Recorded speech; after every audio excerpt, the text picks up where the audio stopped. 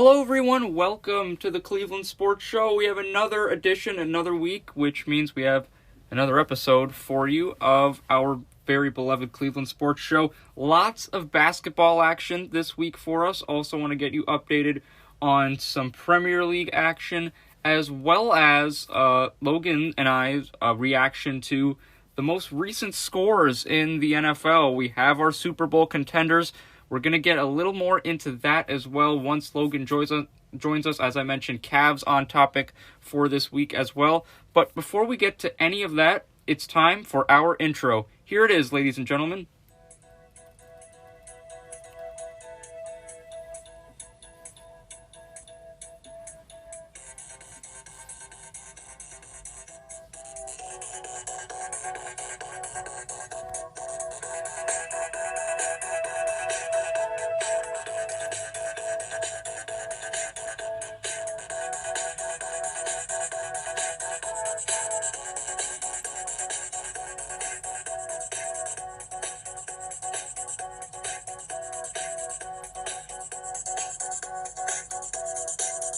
Ladies and gentlemen, this is Darius Sethna of NordoniaHills.news, and the Cleveland Sports Show starts right now. Hello everyone, welcome to this week's edition of the Cleveland Sports Show. I am your host, Darius Sethna, wherever you're watching this, on NordoniaHills.news, on Twitter, on SoundCloud, on Spotify, YouTube. I know that we have the Cleveland Sports Show now on NordoniaHills.news' YouTube page, so that's awesome, another source for you guys to have it. Welcome, wherever you may be listening, welcome to our Cleveland Sports Show, 95th edition, if I'm not mistaken. We're getting close to the 100th episode and our very special countdown. So now it's time to begin our podcast. So let's start it with our sports fact of the week. You know how we do it here at the Cleveland Sports Show. Now, today is January 29th, 2021, and we actually have a very interesting sports fact. We're going to go into some baseball history for you. And on this day, January 29th, all the way back in 1936, the first players were elected to the Baseball Hall of Fame. First ever players to be elected to the Baseball Hall of Fame. We have Ty Cobb, who spent 22 seasons with the Detroit Tigers. The last of those 16 seasons, last 6 of those 22 seasons, were him serving as the team's manager. Other one, infamous Babe Ruth. How could we not say the name Babe Ruth and synonymous with baseball? We all know the story of Babe Ruth, Yankees legend. Our next player is Honus Wagner, and if you're a Pittsburgh fan, sorry about that Steelers loss, but guess what? Honus Wagner was the first Pittsburgh Pirate to be elected into the Hall of Fame. He played from 1897 to 1917 almost entirely for the Pittsburgh Steelers. Our next player who was inducted in 1936 was Christy Mathewson. Mathewson played 17 seasons with the New York Giants. Our last, but certainly not least, last player, Walter Johnson, who was a right-handed pitcher for the Washington Senators from 1907 to 1927. So you have that 20-year span there of Walter Johnson in Washington. So all those players, again, the list, Ty Cobb, Babe Ruth, Honus Wagner, Christy Mathewson, and Walter Johnson, the first players to be elected into the Baseball Hall of Fame, and that was on January 29th of 1936. That was an awesome stat. I did not know that. I hope you learned something, as I did as well. Ladies and gentlemen, before Logan comes to talk with us about basketball and NFL updates, we need to get you caught up on what's going on with the Premier League, because it is still as competitive as you would imagine it to be. Overall standings, let's get you caught up with that. Manchester City in first place. They have 41 points on the season, 12 wins, 5 draws, 2 losses. And in second place is their rival Manchester United. 2 Manchester teams, both the best in the Premier League. Doesn't get any spicier than that, ladies and gentlemen. 40 points for Manchester United, 12 wins, 4 draws, 4 losses for them. Leicester City comes in at third place with 39 points. They have 12 wins, 3 draws, 5 losses. For Liverpool, 4, actually, no pun intended, they're in fourth place. In 20 matches played, Liverpool with 10 wins, 7 draws, 3 losses for a combined 37 points. And then West Ham is in 5th place. They have 10 wins, 5 draws, 5 losses for 35 points. So, ladies and gentlemen, the difference between 1st place and all the way to 5th place is only 6 points. Ladies and gentlemen, this is getting extremely competitive. And match day 21 of 38 continues this weekend, all you soccer fans out there. Let's get the list for you of Premier League games going on this weekend. Everton will be taking on Newcastle tomorrow. The party starts at 7:30 in the morning. Also, Crystal Palace going up against the Wolves tomorrow at 10 a.m. Manchester City taking on Sheffield United at that same time. Also, tomorrow at 10 a.m., West Brom going up against Fulham. Tomorrow at 12:30, Arsenal taking on Manchester United. And at 3 p.m., we have Southampton going up against Aston Villa. Chelsea will take on Burnley on Sunday at 7 a.m. Leicester City will face off against Leeds United at 9 a.m. on Sunday. West Ham taking on Liverpool at 11:30 a.m. on this Sunday. And then finally, the last match of match day 21 will be at 2:15 on Sunday. Brighton going up against Tottenham Hotspur.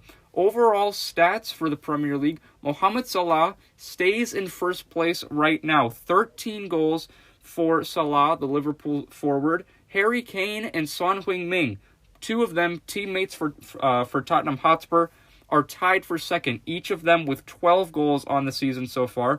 Bruno Fernandes, Dominic Calvert-Lewin, and Jamie Vardy come in at 3rd place, all tied for 3rd place, each of those players with 11 goals on the season. Assists leader, Harry Kane and Kevin De Bruyne are the only 2 players in the Premier League right now who have the double-digit assist tally to their name. Harry Kane leads De Bruyne by 1, Kane with 11 assists, De Bruyne with 10 assists on the season. Jack Grealish of Aston Villa with 8 assists, and then Bruno Fernandes comes in at 4th place with 7 assists. And ladies and gentlemen, it's time to bring in Logan Purcell to our podcast, and here he is. And Logan, first and foremost, happy Friday. Thank you so much for taking some time to join us this week for another episode of our podcast. Of course. Yeah, so wanted to get into some stuff. First, Logan, we're going to talk some Cavs basketball, some NBA standings here. So overall, Logan, let's talk about our beloved Cleveland Cavaliers first. Right now, they're 9-9. We talked about they had a great pair of victories against the Brooklyn Nets. However, had a very rough game after the 24th. Cavs were in Boston for a matchup with the Celtics, and it was definitely, for all you historians out there, I'm sure you know what the Boston Massacre was. Well, we had a reenactment of that at the TD Garden this past Sunday when the Cavs went to face the Celtics. I mean, Cavs were embarrassed, Logan. 141-103. Cavs were outscored by 14 alone in the 3rd quarter and were outscored by 17 in the 1st quarter. After the 1st quarter, Logan, the score of this game was 38-21. Chetty Osman only with 12 points. Larry Nance Jr. just finished with 2 points in 13 minutes. Andre Drummond, 11 points. It's just no one scored more than 13 points in this game, Logan. Let's talk about this game against Boston first. We're going to get into the LeBron return and all that. But specifically from this Celtics game, Logan, were you frustrated seeing the way the Cavs played, especially having come off those 2 big wins? Were you really annoyed with how they were playing? Yeah. I mean, I definitely found it pretty frustrating about how quickly the Cavs went down and just kind of, if you look at the second half of that game, just how they kind of gave up. It seemed like they didn't really, fight that entire second half of the game. I mean, you look at the numbers in the minutes. Colin Sexton, who is by far the best player on the Cavs team, are playing the best level, in my opinion, right alongside Andre Drummond, played 16 minutes in that game. And if you're talking about, we were talking about a leader of this team. You can't have a guy, regardless of how much you're down. I get injuries and durability and things like that, but you can't have your locker room guy playing 16 minutes in a game. Do you think that falls on Bickerstaff, though? I mean, I do. I do, yeah. I think that was entirely on Bickerstaff, the fact that they weren't able to get them in more. And I think that, it wouldn't have been a massacre as it was, and I think they would have maybe held on to a little bit more dignity than they did, in my opinion. Yeah, but, Celtics made some history too, Logan. Here's this. Jaylen Brown, 33 points in 19 minutes. The fastest a player has scored that many points in that small amount of time. Logan, I'm looking at this Celtics team. Jason Tatum's back now. They did lose their most recent game in San Antonio by 4. But, Logan, in terms of Boston competing for even an Eastern Conference chance to compete in the conference finals, how much of a chance do you give them? They play the Lakers tomorrow, actually. But overall, I wanted to get your thoughts on what Boston can do when healthy. I think Boston, even, assuming, we saw them without Tatum for, a good couple weeks. And, yeah. Even assuming they didn't have, either Tatum, I think Brown, in my opinion, as of right now, is a bigger factor in the games than Jason Tatum is. And that appears to be the case. But if I had to, tell you where the Celtics are right now, I think that they have, just as good of a chance to get out of the East as the Philadelphia 76ers, as the Brooklyn Nets. I think they have as good of a chance as anybody in that entire conference. Yeah, and, with Brooklyn now not as great defensively as they were in the past, I'll ask you one more question about the Celtics overall, Logan. We've heard a lot of debate about, who's better, who's really the face of the franchise now. Is it Tatum or is it Brown? What's your take? Who is really the true best player and true face of the Celtics? Well, I break it down like this. You're asking two different questions right there. Who's the face and who's the best player? Because those are two completely different things. Because, you could go out right now, and in my opinion, with the Clippers, Kawhi is easily the face of the franchise, but playing this season, it's Paul George is the best player. For the Cavs, it's the same idea. Or, the Celtics, it's the same exact idea. Mm-hmm. I think Taysom is the key to that franchise, former number 3 overall draft pick. Yeah. One of the guys that, was looked at as one of the most improved players last year. But I think Jaylen Brown is the most fundamental, probably the best player on that team right now. Yeah, that is definitely a great way to break it down, Logan. Let's get back to the Cavs overall. So we talked about that game in Boston, but then they came home the next night. LeBron's return. Lakers came to Cleveland to face the Cavs at Rocket Mortgage Fieldhouse. And you were talking about, Logan, how the Cavs quit against Boston. That was not the case against these LA Lakers. Lakers had to pull this one out from a tight one. LeBron had a 46-point outing, his second game as a Laker in Cleveland. 46 points, 8 rebounds, 6 assists, all in 38 minutes. By far the leading scorer. The next highest was Anthony Davis, only had 17. So Anthony Davis didn't, have to score 30 for the Lakers to win this one. But I look at the Cavs, and I saw balance in this game, Logan. Cedi Osman, 20 points. Andre Drummond, 25 points, the leading scorer. Colin Sexton with 17. I was a little disappointed with how Jared Allen played. He only had 6 points in 29 minutes. But Darius Garland came off the bench, was a spark for JB Bickerstaff. Now we're seeing Garland back in the starting lineup.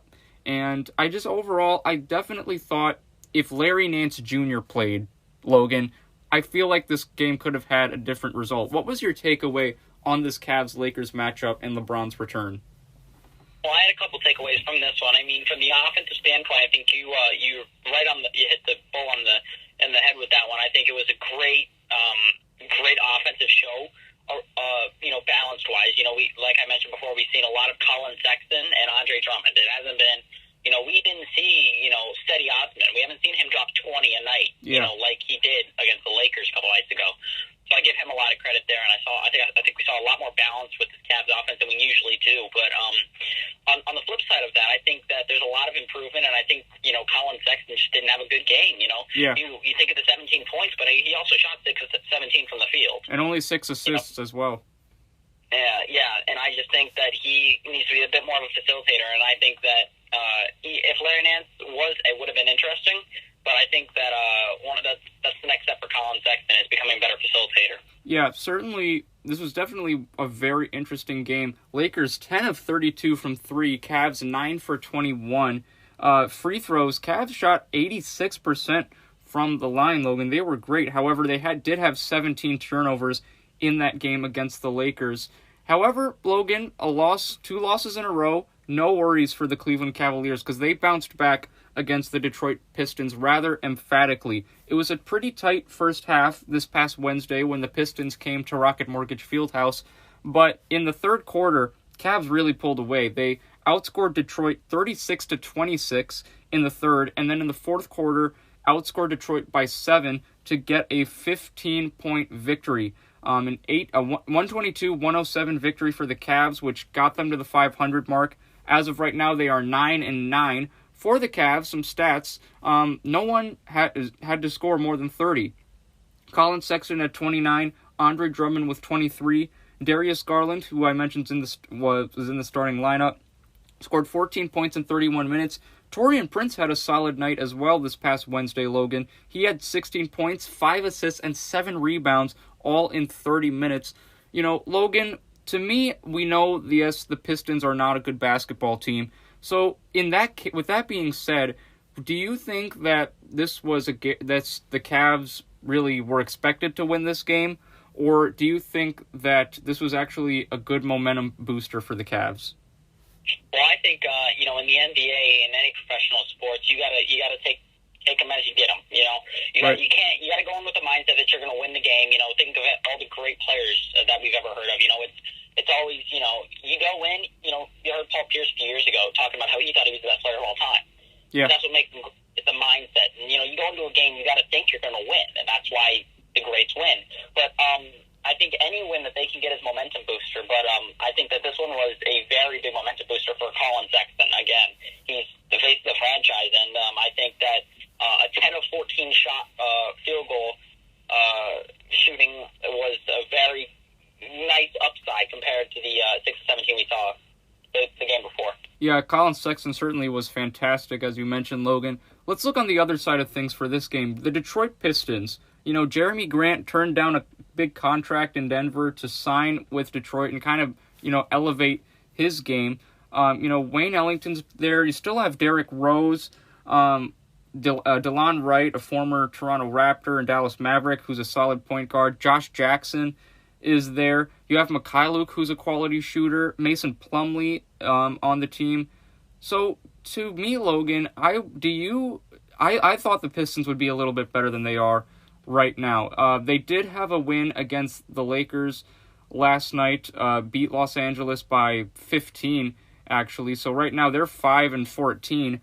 But with the roster they had, Logan, and the way Jeremy Grant had been playing, did you expect the Pistons to be better, or is this kind of what you expected from them? Well, I can't say that I'm exactly surprised by the 5-14 record that they have into the season. Yeah. But I will say that they have some room to improve. They've got a lot of young pieces, and I think that Jeremy Grant right now is the face of that franchise, like Colin Sexton is for the Cavs. Mm-hmm. And I think that they've got a lot of chance to continue to improve. So I can't say that I'm surprised, but I think that they've got a lot of upside. Yeah, so I love seeing Derrick Rose still being able to contribute. That's really my takeaway from the Detroit Pistons so far. Ladies and gentlemen, let's get you your schedule for the Cleveland Cavaliers updated here.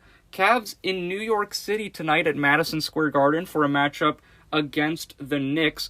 After this game, Cavs will go over to Minneapolis at the Target Center. They'll face off against the Timberwolves on Sunday at 8 p.m. Cavs will then have another look at the Timberwolves, this time at home on Monday, 8 p.m. from Rocket Mortgage Fieldhouse. So Cavs with a back-to-back against the Minnesota Timberwolves.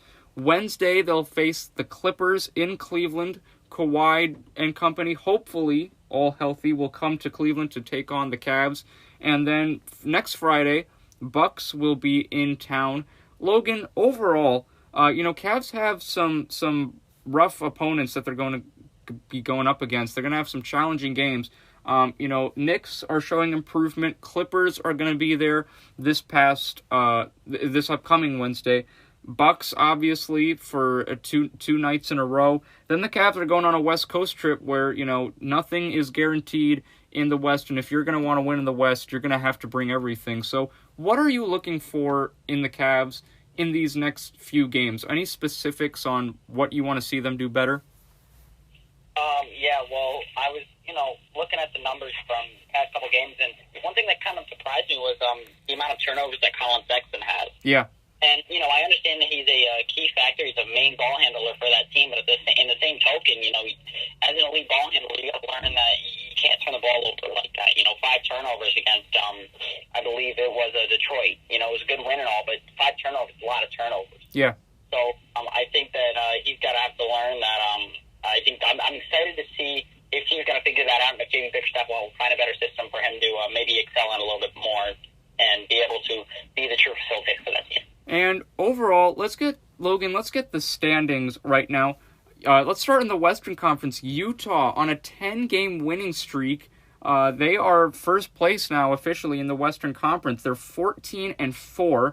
The Clippers come in at second place, 14-5. They're 8-2 in their last 10. Lakers have dropped their last 2 games. We mentioned they lost last night in Detroit. 2 nights ago on Wednesday, they fell to the Sixers in Philadelphia.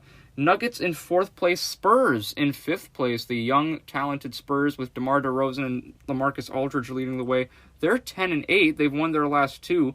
Let's go to the Western Conference, Eastern Conference top 5.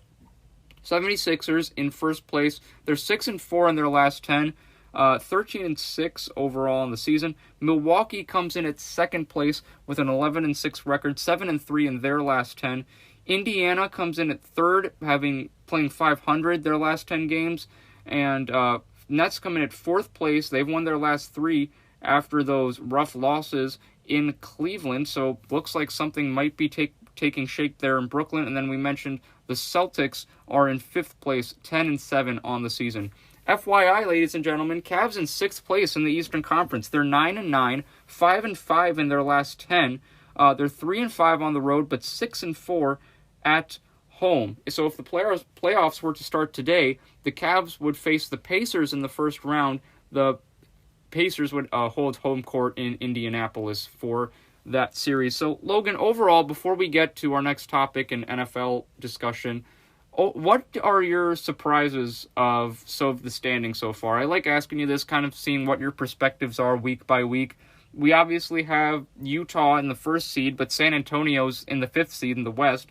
And then Nets looking like, they're getting somewhere in terms of, winning games. They've won their last 3. So overall, what are your biggest surprises and disappointments in the league so far? Well, for me, my biggest, upside surprise for the East is it's got to be Indiana. Yeah. I mean, you look at this team, a lot of people didn't like the move that, they had made. Right. They also saw some upside to it. You move in Oladipo and you get back, and a couple picks, and you get back Karis LeVert. Mm-hmm. And I really wasn't sure about that trade, but it seems to be working out. Now, an 11-7 clip, in 3rd in the East. I mean, that's a great kickoff to having Karis LeVert. Right. Yeah. Even though he hasn't played much, but still, or at all, I'm not even sure yet. But I think that is a lot to work with in the Eastern Conference, and I think that has to be my big good upside. But as for negatives, despite being short-handed, I still expected a lot out of the Heat this year, but they're 13th in the Eastern Conference at 6-12. Yeah. And to me, that is just absolutely abysmal.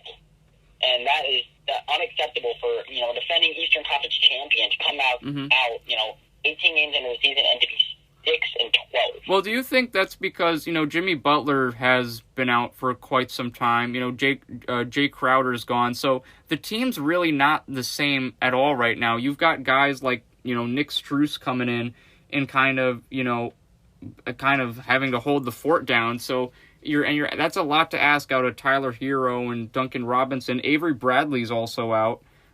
So, I mean, do you think that's a legit reason for the Heat to be in that spot? Because, I mean, with Jimmy Butler gone, that's the face of your team.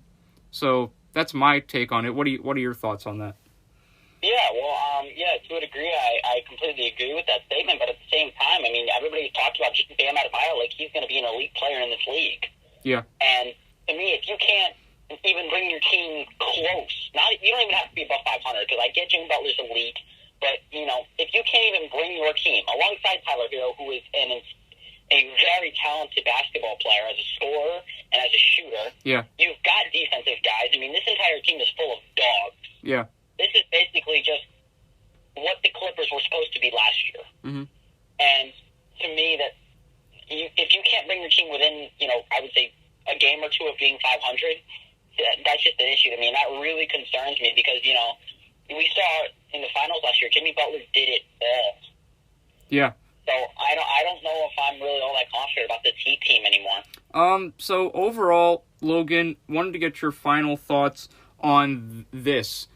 Houston Rockets played the Portland Trail Blazers last night. Big win for Houston in that one. It came down to the wire. Rockets won by 3, 104-101. Blazers actually blew a 20-point first-half lead. Houston went up by as much as 11. Overall, just wanted to get your thoughts on that one, Logan. Two teams, Portland, Houston. Was this a bigger loss for the Blazers or a bigger win for the Rockets? I think it's a huge loss for the Blazers personally. I think that the Blazers can't afford to lose games like this because the Blazers are a great team and they've got a lot of upside, but they have to be able to take these ones. I understand they got to take their lumps. Damian Lillard with a 30-point game, Gary Trent with 23, giving them some help, but lacking the scoring of C.J. McCollum is a big factor, but at the same time, you got to win these kinds of games against, well, to be completely honest, a team that doesn't seem like they're going to be able to do much in the West, if anything. You really don't believe, even with Wall and Oladipo and Cousins, that the Rockets can make noise? I feel like they can be a decent 6th or 7th seed in the West. Yeah. See, I agree, but to me, making noise, get into the second, third round and start making noise there. That's what making noise is to me, and I just can't. You look at the standings now, like we've already talked about. I mean, I can't really see them beating a Denver or Los Angeles. I can't even see them making that a series because at the end of the day, more than likely they're either going to be playing a Denver or a Utah or a team, one of those teams that has played at an elite level this year. So, right. I mean, I'd like to see them make the playoffs, but even then, I unless they make a 6 seed, I can't even see them matching up with any of the other teams in the West. Yeah, Logan Purcell joining us, ladies and gentlemen, doing a phenomenal job as always. Logan, we're going to move from NBA to NFL, and guess what? We have our Super Bowl set up, ready to go. Not this Sunday, ladies and gentlemen, next Sunday, February 5th at 6:30 p.m. Kansas City Chiefs, the reigning champions, will look to defend their crown against Tom Brady and the Tampa Bay Buccaneers. Logan, we'll start with the NFL Conference Championships, the Buccaneers taking on the Packers in the NFC. Buccaneers won this one 31-26. Overall, Tom Brady threw for 280 yards, 3 touchdowns. He did, however, have 3 interceptions. On the other side of things, Aaron Rodgers, 3 touchdowns as well, threw an interception, 33 for 48, 346 yards, Logan. Tampa Bay was up by 11 at the half, 21-10, but the Packers came roaring back and actually had some momentum. They scored 13 points in the third. However, Brady and company able to hold off the Buccaneers. So, Logan, I want to get your thoughts on this game because this was obviously a big win for Tampa Bay. However, it is also a monumental loss for the Packers. What are your overall thoughts on this game? Well, I saw a few different things that, kind of interest me, but at the same time, it kind of just the proof that we've all known. It was just a matter of seeing it. I think, what was really undermined in this game was the greatness of Tom Brady. This guy has, over his over 20-year career, this is going to be his 7th Super Bowl. Yeah. And he got it done when it mattered again. Right. Now, don't get me wrong. I mean, I'm personally, if I had to pick whether this was good Bucs or bad Packers, it's bad Packers. I think the Bucs had a great finish to that game, but I think the 4th and goal at the 7-yard line was a huge mistake called by Matt LaFleur late in the game. The decision to go for the field goal instead of trying to tie it down to 8. I think that was a monumental mistake. You have the best talent in the the NFL right now, Aaron Rodgers, and you're not going to give him the opportunity to go for it. But with the season on the line, the season that he led 13-3, number one in the NFC, you're not going to give the best quarterback in the undoubted MVP a chance to put the game away. Yeah. I can't even fathom that decision. Well, Logan, speaking of Green Bay, Aaron Rodgers isn't getting any older, and, is this is possibly looking like a situation, maybe not to the degree, but a similar situation that Pittsburgh's going through right now. You have to make that decision. Is it maybe time to let go? Big Ben's getting old. Aaron Rodgers is clearly still playing well, so where do the Packers go from here, Logan? Do you maybe consider taking Aaron Rodgers away and starting a rebuilding process, or do you keep what you have and maybe add on to it? Well, that's an interesting question because of the simple fact that, this team is 13-3. So, I can't imagine you take a team 13-3 and just decide, let's blow it up and rebuild. Yeah. I get he's 37, 38 years old, but at the same time, he's going to win another MVP award. So he might not be getting any younger, but he's not getting any worse either. It doesn't seem like he's digressing at all. Yeah. He's still got elite talents on that offense. I think the fact that they only handed it off to one of the most underrated running backs in the league, and Aaron Jones 6 times, to me is kind of pathetic. And it's not like he was a bum. He still ran for 4.5 yards to carry. He had 27 yards. But they have elite receivers. They have Devontae Adams. They have Alan Lazar. They have the new guy Robert Tanya on that team. They have a lot of pieces. It's just a matter of getting over that hump because they won the NFC Championship last year and they lost to that great 49ers defense. Yeah. I just don't. I can't see. I feel like this is one of those teams that is like one or two pieces away from getting over that hump and heading to the Super Bowl. So overall, Logan, 31-26, the final score. Tampa Bay defeats Green Bay by 5, and Tom Brady will be heading to his 7th Super Bowl. Let's look at the other side, Logan, the AFC Conference Championships. We were talking about, you were saying how if Kansas City had Patrick Mahomes, it would be a tight game. Logan, last week, that was not the case. Buffalo actually pulled ahead. This game was played at Arrowhead Stadium in Kansas City, Missouri. Bills pulled ahead 9-0. However, Kansas City came roaring in the second quarter. 21-3 was the second quarter score in favor of the Chiefs. Kansas City then packed 10 more points on the board, and it was kind of becoming blowout city. Buffalo puts 9 on the board. However, it was just all a little too late in the fourth quarter, and they lost this one by 14 points. Final score, Chiefs 38, Bills 24. Josh Allen, 2 touchdowns, 1 interception, threw for 287 yards, 28 for 48. On the other side of things, Patrick Mahomes with a very efficient throwing performance, 29-38 for 325 yards and 3 touchdowns as well. He was terrific. And overall, Logan, I'll ask the same question as I did for the last game. Overall takeaways, what did you see from this Bills-Chiefs game? Because we were expecting, if everyone was healthy, this would be down to the wire matchup. However, it was not. So what did you think about this? Well, I think it's quite as simple as this right here. The Chiefs have the 2 most explosive offensive weapons outside of the quarterback position in the NFL. Tyreek Hill with 9 receptions for a $172 and a 71-yard reception tag along with that. And then his other, just okay tight end, Travis Kelce with 13 receptions, 118 yards, and 2 touchdowns. Yeah. He only dropped 2 passes. Both of them did, 4 combined.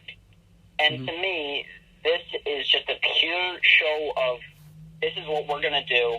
If you can stop us, you can. We'll give it credit, but you can't stop us. I think that this team they stood up and just said, we're not going to lose this game. And I got to start respecting the Chiefs now. I think that this team has truly proven that they're going to do their thing regardless of who thinks they can stop them and how hot a team is. So we just talked about the Chiefs, Logan. Certainly excited to see them in the Super Bowl. Man, did they put on a show this past Sunday against Buffalo. But Buffalo, Josh Allen, we were talking about, is this guy a possible MVP candidate? Who's certainly an MVP candidate, but was he going to take that next step and actually get to the MVP? Had an interception on Sunday, but where do the Bills go from here? Because, you obviously have Stephon Diggs and the future looks bright, but what do you think they possibly need to look for in this year's draft in order to get over a hump of like a Kansas City, or if the Browns get any better, what are the Bills going to need to do to stay competitive in the AFC?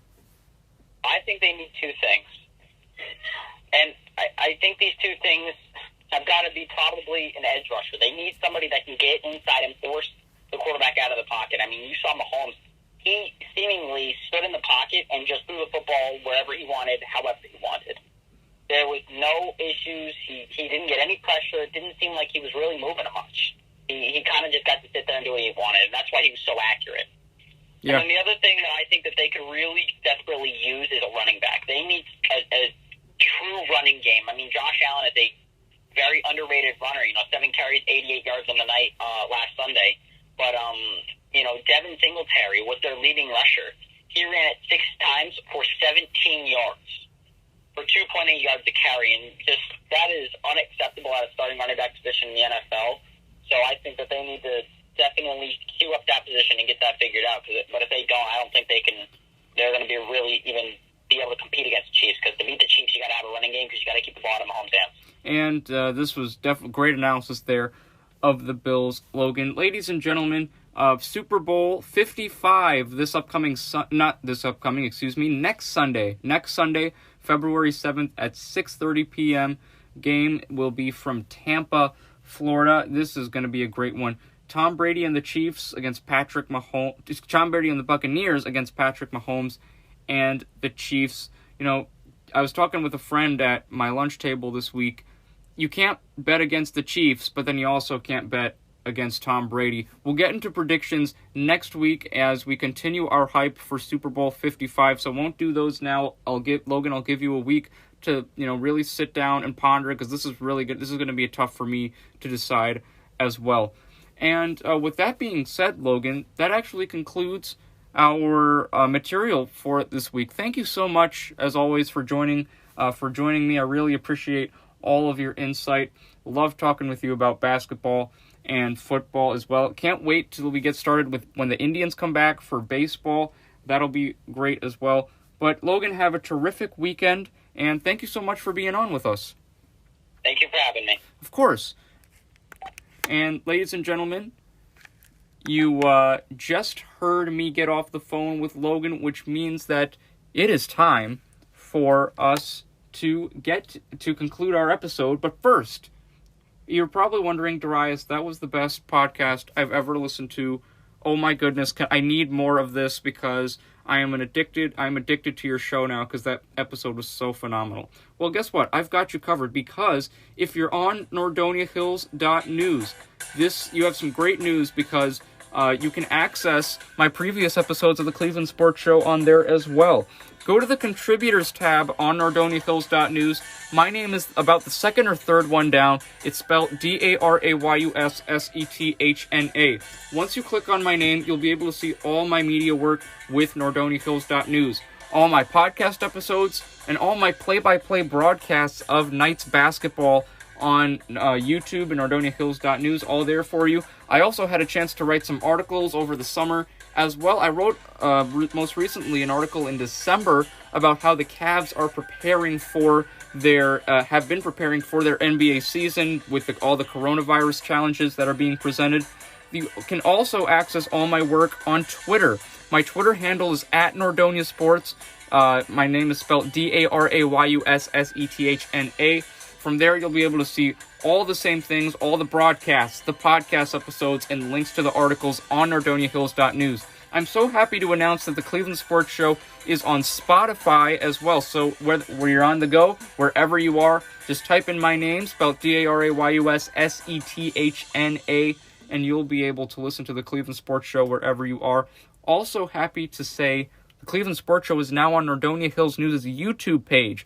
So if you go to NordoniaHills.News' videos on YouTube, my podcast episodes will be on there as well. Ladies and gentlemen, this is Darius Sethna saying thank you so much for all of your time this week. Appreciate you listening in for another episode of the Cleveland Sports Show. We're getting very close to number 100, the special 100th edition of the Cleveland Sports Show. We'll see you next week, ladies and gentlemen. Logan and I will talk our predictions for the Super Bowl, and we'll get you more NBA updates and Premier League updates.